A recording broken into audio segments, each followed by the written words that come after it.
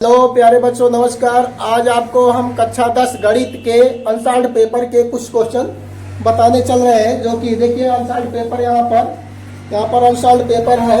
Unsolved paper के कुछ question हम आपको बताएंगे जो कि आपको बहुत ही अच्छे तरीके से समझ में आएंगे। देख लीजिए, अनसॉल्व्ड पेपर के क्वेश्चन है ये। यहाँ पर कह रहा है 2024 ए 822 IA सेट का है क्वेश्चन है। हमने 3 क्वेश्चन को यहाँ पर लिखा हुआ है और आप देखिए अनसॉल्व्ड पेपर को हल कीजिए। उसमें किस पैटर्न के क्वेश्चन पूछे गए हैं, बोर्ड पेपर में भी उसी प्रकार के क्वेश्चन पूछे जाते हैं, उनको हल कीजिए तो आपको सुविधा मिलेगी जो है कि आप जो है किस प्रकार से प्रश्नों को हल करते हैं। यहाँ पर देखिए लिखा गया है, क्वेश्चन फर्स्ट है, किसी वृत्त पर एक बाह्य बिंदु से खींची जाने वाली स्पर्श रेखाओं की अधिकतम संख्या क्या होगी। अब यहाँ पर क्वेश्चन पूछा गया है कि बाह्य बिंदु से वृत्त पर खींची गई स्पर्श रेखाओं की अधिकतम संख्या क्या होगी। तो बाह्य बिंदु देखिए, पहले क्वेश्चन को समझ लीजिए, उसके बाद उत्तर दीजिए तो उत्तर देना आपको आसान हो जाए। क्वेश्चन क्या कह रहा है, जैसे आपको एक वृत्त दे दिया गया, यहाँ पर एक वृत्त है दे दिया गया। अब यहाँ पर कह रहा है इस वृत्त से बाह्य बिंदु मतलब जो है यहाँ से इस वृत्त के अंदर ना होकर के यह बिंदु क्या है, बाहर है। तो यहाँ पर मान लेते हैं यहाँ पर P है, तो यहाँ से इस पर स्पर्श रेखाएं खींचने के लिए अधिकतम संख्या क्या होगी। स्पर्श रेखा की परिभाषा होती है कि वह रेखा जो वृत्त को केवल एक बिंदु पर स्पर्श करती है उसे स्पर्श रेखा कहते हैं। तो यहाँ से आप कितनी रेखाएं खींचेंगे। अगर मान लेते हैं यहाँ से एक रेखा इधर खींच दीजिए ऐसे, यही तो स्पर्श करेगी। अगर मान लेते इधर से खींचेंगे तो ये 2 बिंदुओं पर स्पर्श कर देगी, तो वह स्पर्श रेखा नहीं होगी। यहाँ से एक रेखा यहाँ खींच सकते हैं ये इधर से, तो यहाँ भी वृत्त को एक बिंदु पर स्पर्श करेगी। मान लेते यहाँ पर A हो गया, यहाँ पर B हो गया, 2 बिंदुओं पर स्पर्श कर रही है। यहाँ रेखा देखिए, यहाँ से एक रेखा यहाँ पर हो जाएगी, एक स्पर्श ये हो जाएगी, एक स्पर्श ये हो जाएगी। तो अधिकतम स्पर्श रेखाओं की संख्या क्या हो जाएगी, 2 हो जाएगी। अब देखिए ऑप्शन में कौन सा विकल्प सही है, तो यहाँ पर 1 है, यहाँ पर 2 है, तो 2 वाला विकल्प आपका सही हो जाएगा कि बाह्य बिंदु से वृत्त पर खींची गई स्पर्श रेखाओं की संख्या क्या होगी। तो यहाँ से एक वृत्त यहाँ से एक रेखा खींच दीजिए। वृत्त को केवल एक बिंदु पर स्पर्श करने वाली रेखा ही स्पर्श रेखा होती है, इस बात को ध्यान दीजिएगा। और स्पर्श रेखा क्या होती है, त्रिज्या पर लंब होती है, इसको भी ध्यान दीजिएगा। यहाँ पर स्पर्श, यहाँ पर त्रिज्या अगर खींच दें तो ये स्पर्श रेखा और त्रिज्या के बीच में जो कोण बनता है ये 90 डिग्री का कोण बनता है। यहाँ से अगर खींचा जाए ये, तो ये भी आपका त्रिज्या हो जाएगी। तो स्पर्श रेखा ये इन दोनों के बीच में कितने अंश का कोण बनता है, 90 अंश का कोण बनता है। अर्थात स्पर्श रेखा और त्रिज्या के बीच में अगर कोण पूछा जाता है तो उसका आंसर क्या होगा, 90 डिग्री का हो जाएगा। अगर मान लेते हैं स्पर्श रेखा की लंबाई पूछा जाता है तो आप यहाँ से इसको मिला करके, यहाँ पर कंडीशन दिया रहेगा कि यहाँ से इसकी, यहाँ पर केंद्र आपका क्या है, O है, तो यहाँ से इसकी दूरी दी रहेगी और यहाँ पर त्रिज्या भी दिया रहेगा। तो स्पर्श रेखा की लंबाई आप ज्ञात कर सकते हैं। लेकिन वहाँ पर वह टॉपिक नहीं है। यहाँ पर आप पूछा जा रहा है कि बाह्य बिंदु से वृत्त पर खींची गई स्पर्श रेखाओं की अधिकतम संख्या क्या होगी। तो यहाँ बाह्य बिंदु हो गया और यह है आपका, यहाँ से एक रेखा स्पर्श यहाँ पर खींच दी गई और यहाँ पर एक खींची गई, तो कितनी रेखाएं हो सकती हैं, 2 रेखाएं हो सकती हैं।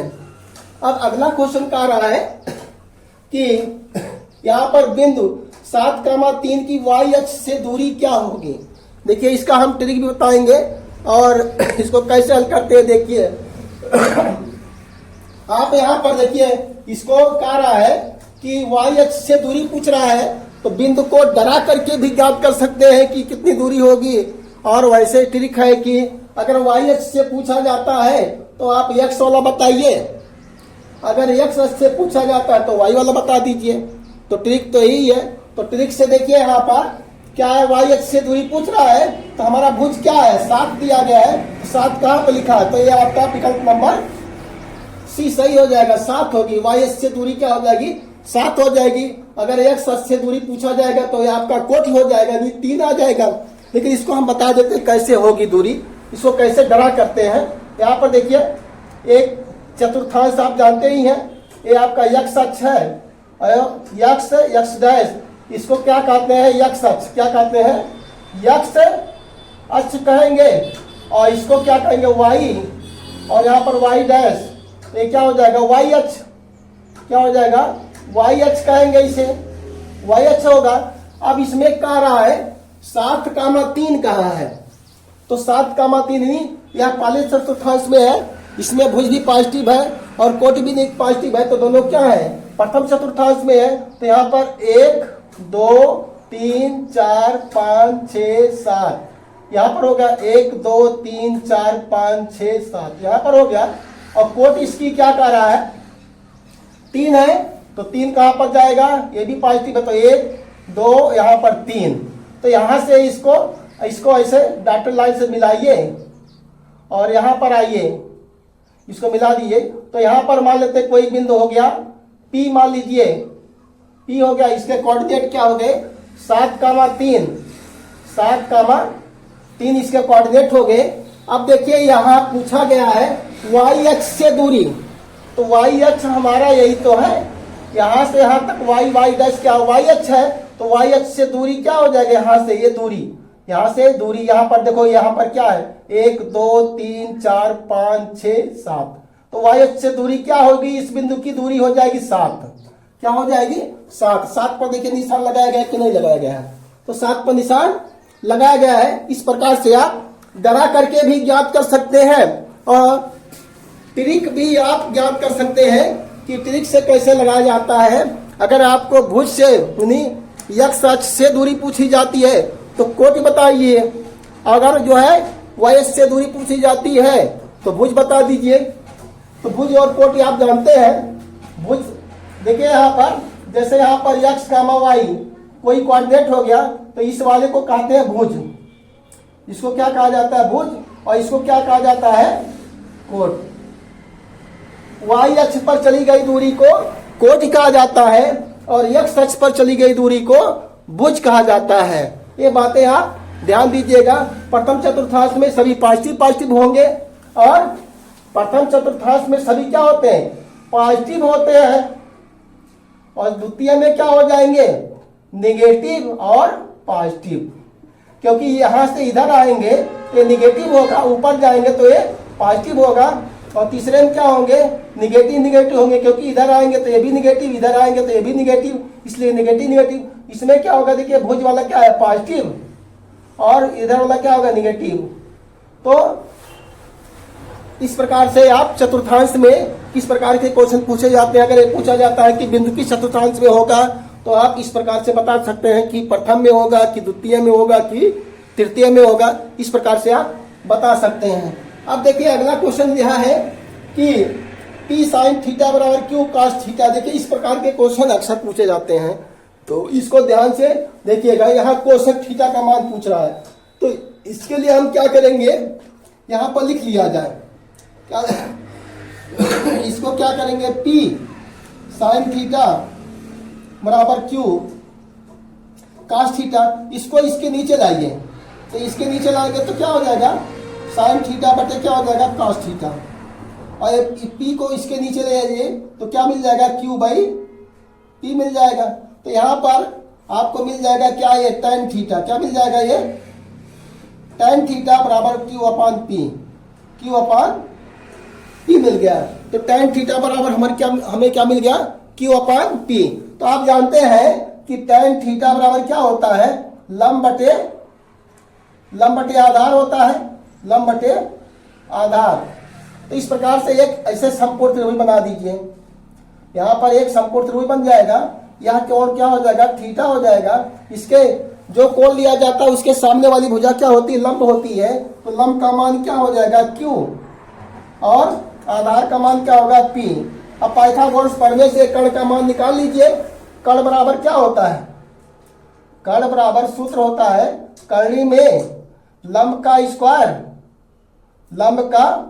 स्क्वायर प्लस आधार का स्क्वायर। तो यहाँ क्या मिल जाएगा, कर्ण आपको मिल जाएगा, यहाँ से कर्णी में लंब का मान कितना है, Q है, तो Q का स्क्वायर और आधार का मान क्या पी है, तो पी का स्क्वायर।